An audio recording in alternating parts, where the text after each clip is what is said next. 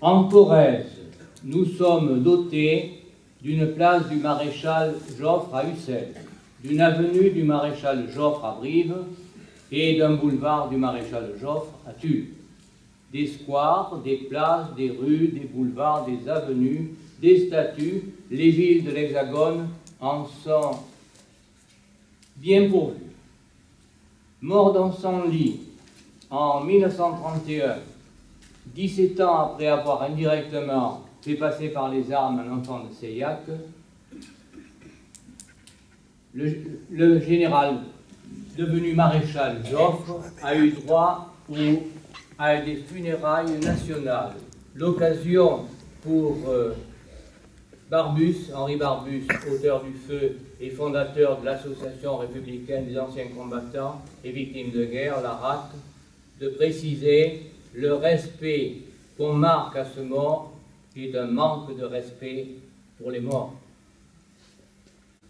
À son poste de responsabilité, il met tout en œuvre pour que les mobilisés, bien sûr, partent confiants, comme l'a rappelé Bernard tout à l'heure, essentiellement paysans. Une guerre courte et victorieuse les conduirait à Berlin. Ils ont abandonné les moissons. Ils seront de retour à la fin du mois pour rentrer les regains. Ne serait-ce qu'au point de vue vestimentaire, le haut commandement n'a pas envisagé de tenue hivernale et il faudra attendre la fin de 1915 pour qu'ils soient dotés de casques pour protéger leur tête. Le 20 août 1914, l'échec de l'offensive française en Lorraine se traduit quand même par 140 000 morts en moins d'une semaine. C'est l'instant de vérité pour Joffre, qui a toujours soigneusement tenu à l'écart de ses projets l'autorité politique et qui doit quand même annoncer ce premier échec de ses entreprises. Le 21 août, le lendemain, il téléphone donc au ministre de la Guerre, à Messimy, pour lui dire, je cite, « L'offensive de Lorraine a été superbement entamée. Elle a été enrayée, brutalement et brusquement, par des défaillances individuelles ou collectives qui ont entraîné la retraite générale et nous ont occasionné de très grosses pertes. J'ai fait replier en arrière le 15e corps qui n'a pas tenu sous le feu et qui a été cause de l'échec de notre offensive. J'y fais fonctionner ferme les conseils de guerre. 28 soldats de ce 15e corps seront donc fusillés pour leur remonter le moral, comme dirait Céline, dans son voyage au bout de la nuit. Et à la satisfaction aussi de Georges Clemenceau, le futur père de la victoire, qui n'hésite pas à écrire « On m'informe de bonnes sources que des officiers, des soldats ont été fusillés sur le front des troupes. Si cela est vrai, c'est qu'un chef énergique s'est trouvé là pour faire rentrer par une immédiate répression trop justifiée, chacun dans le devoir. » Dans un manuel du cours élémentaire, ce que l'on dit de Joffre, un livre de la librairie Istra. Joffre est le commandant de toutes les armées françaises, ce qui est vrai. D'allure massive, il a un sang-froid étonnant et une grande lucidité d'esprit. Aux heures les plus tragiques de la retraite, il ne perdit jamais ni son appétit, ni son sommeil. C'est vrai. Alors, bon, et il y a Pierre Miquel, l'historien, qui ajoute « Joffre était si lourd qu'on ne trouvait pas de cheval assez fort pour le porter. » Et alors, c'est Fernand Desailly qui me racontait ça. Bon. Donc, habile tacticien, Joffre menace de traduire les officiers généraux devant la justice militaire. Mais il se ravise, car au cours d'un procès, ils peuvent retourner la situation à leur profit. Ils se contentent donc de limoger ceux qui ne lui conviennent pas. Et c'est finalement le ministre de la Guerre, Messimy, qui paiera les pots cassés et qui sera contraint à la démission. Il sera remplacé par Millerand pour enclencher la justice d'exception censée mettre un terme aux défaillances des armées.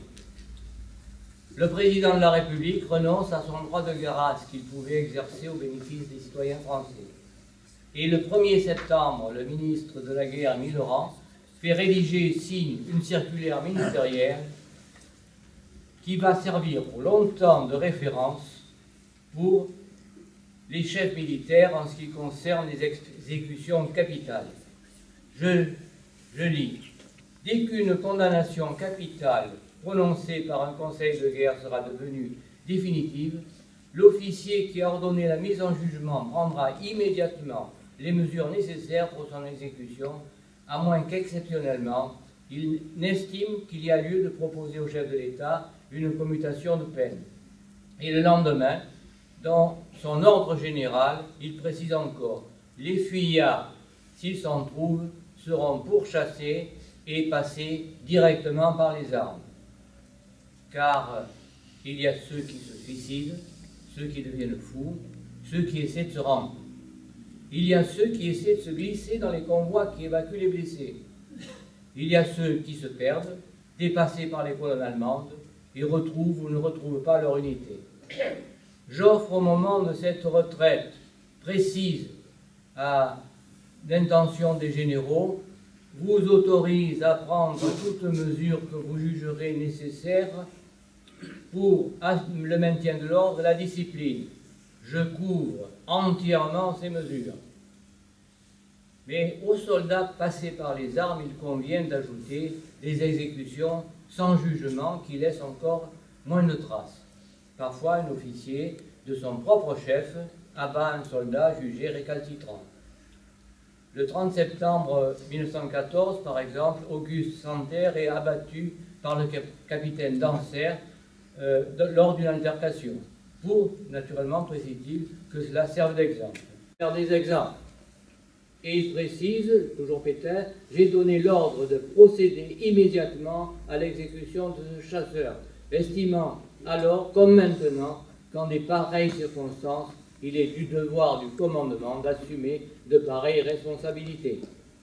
À noter que les multiples hagiographies consacrées à ce maréchal de France ne mentionnent pas ces faits. Revenons toujours aux troupes coloniales. Le 15 décembre 1914, le général Durval écrit « Mes ordres portent qu'il soit tiré au sort un tirailleur sur 10 de la compagnie qui a refusé de marcher, sans naturellement préjudice des instigateurs de ce refus, si on arrive à les trouver. » Il précise que les tirailleurs ainsi récupérés soient promenés devant le front avec un écriteau portant en français et en arabe le mot « lâche » et qu'ils soient fusillés aussitôt après. Le 7 septembre 1914, le général Boutbourg, commandant la 51e division d'infanterie, fait fusiller 6 soldats du 327e entraînés dans la débandade du 270e, c'était après l'échec de Charleroi. Réveillé par le bruit des soldats, le général Boutbourg, qui dormait près de la ferme des Essarts, met aux arrêts ceux qu'il rencontre après les avoir brièvement questionnés. Plusieurs chefs directs des soldats qui les connaissent essaient d'obtenir leur grâce, mais sous couvert de son supérieur, Boutbourg veut un exemple. L'exécution a lieu donc le lendemain au matin. À noter pas anomalie, mais quelque chose d'un peu bizarre, sur les 7 qui doivent être fusillés, il y en aura 3 sur qui échapperont à l'exécution parce que on pense que le peloton a tiré à tort et à travers, n'a pas voulu tirer, et puis l'adjudant qui ensuite était nommé pour donner le coup de grâce, c'est-à-dire un coup de fusil dans la tête, n'a pas voulu le faire. Donc il y a eu 3 condamnés qui s'en sont sortis et qui ensuite ont rejoint la troupe et finalement ils sont morts quand même à la guerre, mais plus tard.